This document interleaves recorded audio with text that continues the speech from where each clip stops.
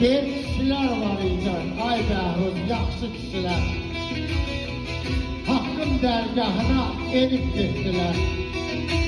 Ayağa düşmədi elin namusu, yeminimə doğurdular, elib getdilər.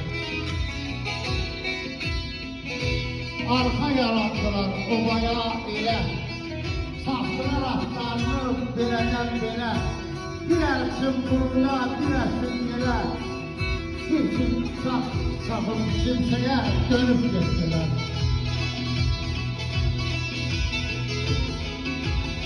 Halal süt əmdilər halal dodaqdan, halal kız aldılar halal ocaqdan, düzgün ayırdılar haqqın haqdan, haqqın sədasıyla dinib getdilər.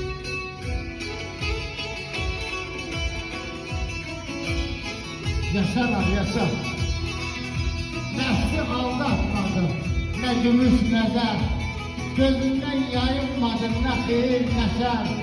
Kişilər var idi, yaxşı kişilər, yaxşı köhlənləri minib getdilər, yaxşı köhlənləri minib getdilər. Binasını qəşənglərə, rəhmət qalanlara uzun ömür can sağlığı. Yaşarar.